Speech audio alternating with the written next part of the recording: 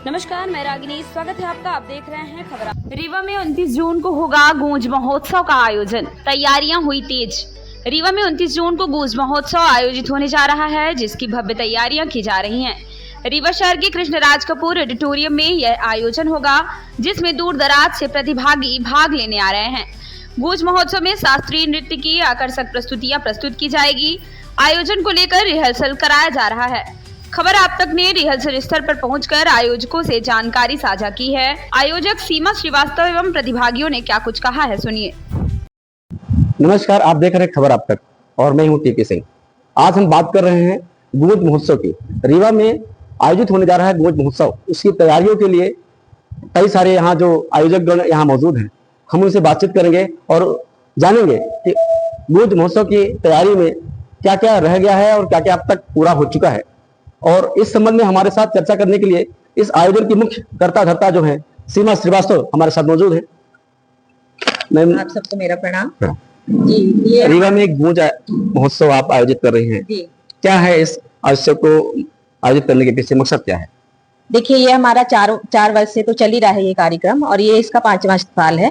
तो जैसा कि आप देख रहे हैं, संख्या हमारी काफी है और दिन प्रतिदिन ये मतलब साल दर साल ये हमारा जो कार्यक्रम है वो आगे बढ़ रहा है और रीवा में लोग इसमें इंटरेस्ट दिखा रहे हैं। रीवा ही नहीं, हम लोगों को तो रीवा के बाहर से भी कॉल आ रहे हैं, सब पूछ रहे हैं इसके बारे में, क्योंकि ये कथक का जो ये कार्यक्रम है ये ऐसा भी आसपास कहीं भी देखने को नहीं मिला है और ये हमारी कोशिश है कि इस विधा को हम आगे बढ़ाएं, जो कि अभी हमारे समाज से, हमारे संस्कृति से विलुप्त होती जा रही है। तो इसको आगे बढ़ाने के लिए ये कार्यक्रम किया जा रहा है। गूंज महोत्सव, इसको हम शास्त्रीय नृत्य महोत्सव भी कह सकते हैं। इसका गूंज नाम क्यों आपने रखा? देखिए, गूंज मतलब ये होता है कि आपको हर जगह उसकी गूंज सुनाई पड़े, जो कि अभी नहीं थी यहाँ पे।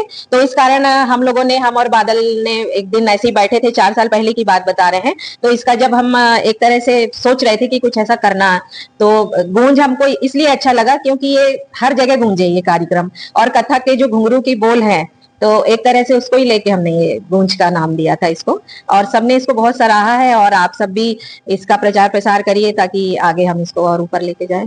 इस महोत्सव की तैयारी में कितने प्रतिभागी और कहां से लोग हिस्सा ले रहे हैं?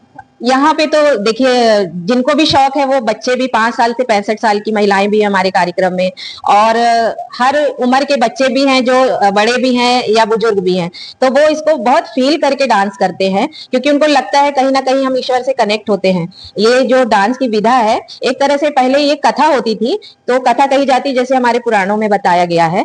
तो वो कथा धीमे धीमे उसको और रोचक बनाने के लिए इसको एक नृत्य में धीमे धीमे ये शैली में आती गई। और आज ये देखिए कि हमारी एक धरोहर है, ये हमारी पहचान है हमारे देश की, जो कि बाहर भी इसको बहुत सराहा जाता है। और हमारे कलाकार मतलब ज्यादातर बाहर विदेशों में भी शो करते हैं कथक का। तो हमारे रीवा में हमको लगता था कि हमेशा से ये खालीपन है कि उसको भरना चाहिए। इस रिहर्सल में बहुत सारे बच्चे प्रतिभागी इसमें दिख रहे हैं। इनको सिखाने के लिए कोई कितने गुरु यहाँ आप सिखा रहे हैं? गुरु तो एक ही है हमारे पास, जो कि बहुत अच्छे हैं, और ये कथक एकेडमी दिल्ली से आते हैं ये, और वहीं इन्हें ट्रेनिंग भी ली है और अभी इनका पूरा हो गया है वो कोर्स। और बच्चे बहुत खुश होके इनसे सीखते हैं और बहुत जल्दी सिखाते हैं ये। तो इस बारे में ये आपको बताएंगे बादल जी। नमस्कार।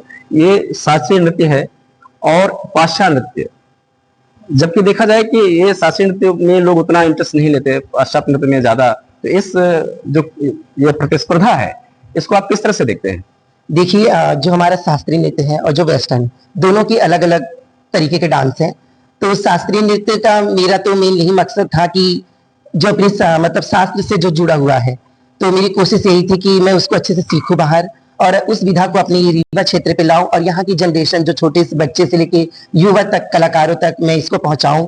और हमारी जो शास्त्रीय नृत्य की जो खूबसूरती है, जो इसका ब्यूटी है, तो वो बच्चों तक पहुंचे। बस ये कोशिश है हमारी और ये हम हर साल करते हैं और ये हमारा 5वां वर्ष है। शास्त्रीय नृत्य घराना, ऐसे कुछ मशहूर घराने हैं, लखनऊ घराने के बारे में आपका क्या कहना है? जी, मैं भी लखनऊ घराने से बिलोंग करता हूँ। मेरी गुरु का नाम श्रीमती मालती श्याम जी है, वो भी लखनऊ घराने से पंडित बिरजू महाराज जी की शिष्या हैं।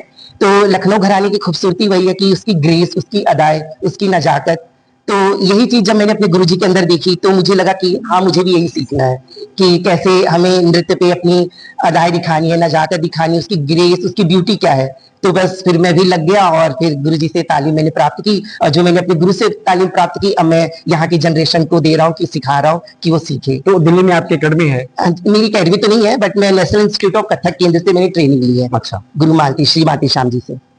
मैम, इस कार्यक्रम को लेकर और क्या तैयारियां आपके द्वारा की जा चुकी है? हाँ, नमस्कार।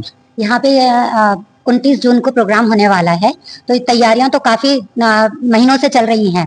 ये कि जैसे बैनर लगाने हैं, पोस्टर लगाने हैं, और स्टेज के लिए सारी तैयारियां, और कैसे बच्चों को, महिलाओं को उनके ड्रेसेस, सारी तैयारियां चल रही, क्या ड्रेस पहनेंगे, कैसे बाल बनेंगे, ये सारी तैयारियां चल रही हैं 1 महीने से। दिल्ली से टीम भी आ रही है। ये कितनी टीम यहाँ, जैसे 29 तारीख को जो महोत्सव हो रहा है, उसमें कितनी टीमें प्रतिस्पर्धा में भाग ले रही हैं? यहाँ पे तो 4 वर्ग में बांटा गया है। सबसे छोटे बच्चे, फिर उससे मीडियम लड़कियां और महिलाएं। 4 वर्गों में बांटा? 4 वर्गों में बांटा गया है। अच्छा, कितने सालों से कथक आप सीख रहे हैं? मैं अभी 1 साल पहले सर से सीखी हूँ और ये मेरा दूसरा साल है। अच्छा, दूसरा साल है। पढ़ती भी हैं? जी। किस क्लास में? मेरा ग्रेजुएशन हो गया। अच्छा, ठीक। बस बड़ों से तो हो गया है, देखते हैं। वैसे तो मेरा अलग ही सब्जेक्ट है, लेकिन यहाँ पे बादल भैया जैसे सिखा रहे हैं, तो बचपन से मुझे कथक में बहुत ज्यादा इंटरेस्ट है, इसलिए, और ये मेरा पहला साल भी है। तो घर वालों से आपको अनुमति मिलती है कथक नृत्य सीखने की? हाँ, मुझे मिलती है। मेरे घर वाले लोग भी बोलते हैं कि क्लासिकल बहुत अच्छी चीज़ है, सीखना चाहिए मतलब। और यहाँ पे सिखाते भी बहुत अच्छा है। बादल सर भी बहुत अच्छे हैं, उनका नेचर भी बहुत अच्छा है, और हर छोटी छोटी चीजों में ध्यान देके अच्छा, मतलब बहुत अच्छा है यहाँ का। क्लासिकल डांस अच्छा लगता है कि वेस्टर्न? मुझे तो देखिए क्लासिकली अच्छा लगता है, और मैं हर साल सर की क्लासेस ज्वाइन करती हूँ। ये मेरा 4था साल है यहाँ पे, और मुझे बहुत अच्छा लगता है, और मैं आगे भी क्लासिकल में ही जाऊंगी। बेटा, वेस्टर्न नृत्य और ये शास्त्रीय नृत्य, तो आपका इधर रुझान क्यों हुआ? मेरा बचपन से ही इधर ही पे था पूरा। मेरे कथक वगैरह वैसे मुझे इसलिए पसंद है कथक, क्योंकि उसमें जो अदाएं, भाव, एक्सप्रेशन जो अच्छे अच्छे से रहते हैं, वो मुझे बहुत अच्छा लगता है। आपको अच्छा लगता है? घर में भी मम्मा सिखाती हैं आपको? नहीं, वैसे सिखाती नहीं है। बच्चन से कैसे आपके अंदर ये शौक आया कि हम कथक सीखेंगे? कथक नृत्य क्योंकि मेरे बचपन से ही था, कुछ पता नहीं मुझे। अच्छा, ठीक है। क्या नाम है आपका? ईशानवी शर्मा। महोत्सव क्या तैयारी में है आपके? तैयारी वही कथक है हमारी, बहुत अच्छे से तैयारी होती है। पहले अच्छे से हम लोग की प्रैक्टिस होगी, उसके बाद हमारी परफॉर्मेंस होगी। क्या नाम है आपका? माही मिश्रा। कब से कर रहे हैं कथक आप? मेरे को दूसरा साल हो गया। बाकी मैंने बादल सर से कथक पहले भी सीखा है, जब वो दिल्ली चले गए, फिर उसके बाद से फिर जब यहाँ पे वर्कशॉप लगने लगी, तब फिर मैंने फिर से ज्वाइन किया।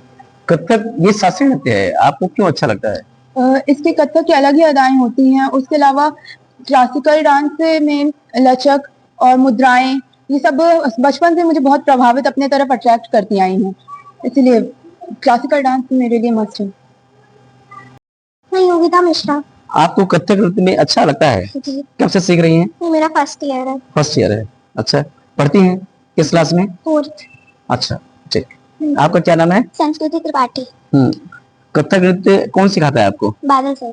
और स्कूल में भी आपको सिखाया जाता है क्या? नहीं, स्कूल अच्छा, में। ये पहला साल है जो आप सीख रही हैं? दूसरा साल है। दूसरा साल।